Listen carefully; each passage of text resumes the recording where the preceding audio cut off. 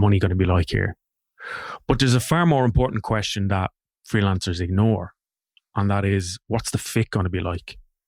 Because how you feel after a call with a potential client matters more than whether you close the deal or not.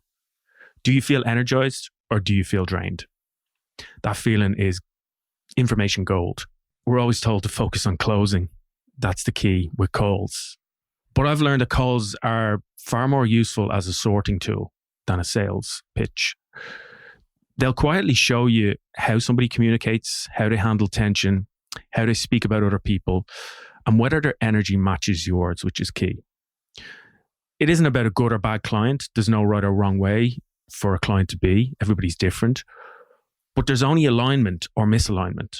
So let me tell you about a call I had with a potential client that really sticks in my memory. They'd had a look at my website beforehand, which also lists the current clients that I have. And while we were on a call chatting, they mentioned that they recognized one of my clients because they were in the same industry. And they started ridiculing them openly, calling them unprofessional, a fraud, and basically not fit to do a podcast on this space because they weren't qualified enough. They're really tearing them down, and immediately something in me reacted. I felt that was rude, unprofessional, and arrogant. And I think that reaction that I had really mattered, but I didn't walk away. And why? Because the money that was on offer here was more than what I had with previous clients. The opportunity looked big. And I did what most freelancers would do in this scenario. I just questioned myself about the situation. I said, I'm being too sensitive. Maybe this is just how they are. So I began working with this client for a number of months, and the energy that showed up after that call, it showed up everywhere. Tension, resistance, confrontation, a constant feeling of me being on edge every time I saw an email from this person, because they were quite blunt and arrogant and somewhat rude in their approach. So here's the pattern that I see over and over again. Freelancers are optimizing for money first, and what they discover later is the cost of a bad fit. Because good money with a wrong fit always shows up eventually as drained energy, as friction, and as conversations that feel heavier than they should. And that is the real cost that freelancers don't factor in. I think introverts are particularly vulnerable here because we notice things. We notice tone and energy and subtext. And then we doubt ourselves. I'm overreacting. I'm expecting too much. I'm being unfair.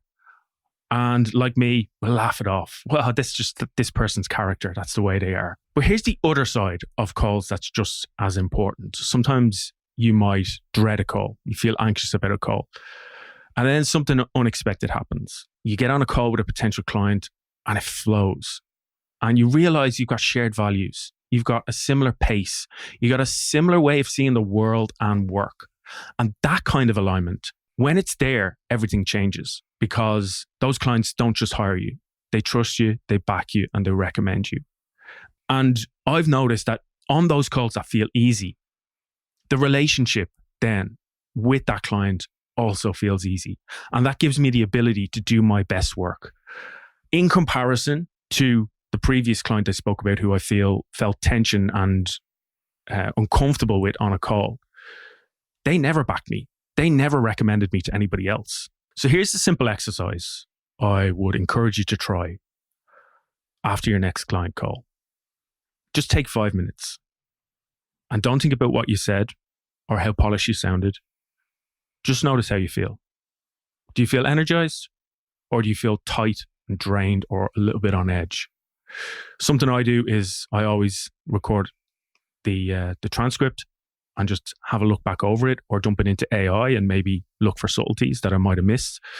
Was there anything that potentially showed what this client might be like to work with? Because these calls they're a window into what the relationship is going to be like. Like I say, it's not about the sale. It's a sorting tool.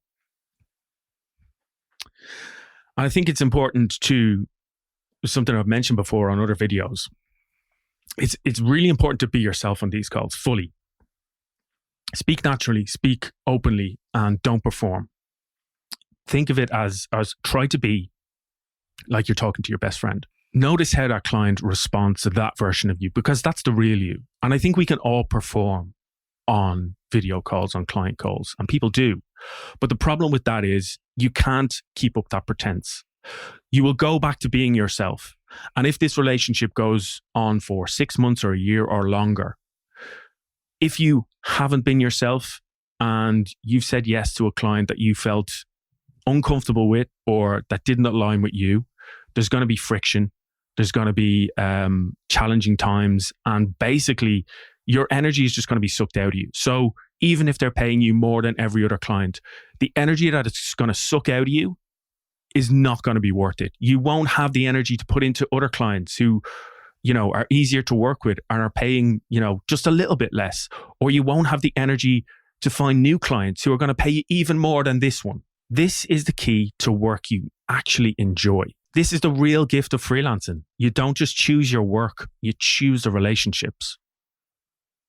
If you keep chasing the sale, you'll just recreate what you had in a job and you want to escape. You'll be back in that job scenario, working for people that you don't respect, that you don't align with, that you don't enjoy working for. And we all know that feeling of the client who you don't align with, who sends an email and you shiver inside, who asks for a revision and you resent it, who points out things you've done wrong and it just sets a fire alight in you. And this is the difference of if you choose alignment. You do better work, you feel more energized, you'll accept the feedback that the client gives you because you respect them. And more importantly, you'll create better opportunities over time because your energy will be in a better place. You'll have energy to do other things as well. So calls aren't just where you win work. They're where you protect your future self. Every call is either saving your future you time and energy or it's costing it. So the skill isn't selling. It's trusting what you notice and choosing fit alongside money, not after it. If you want to know how I got really comfortable with client calls as an introvert and made sales of over €100,000 last year, check out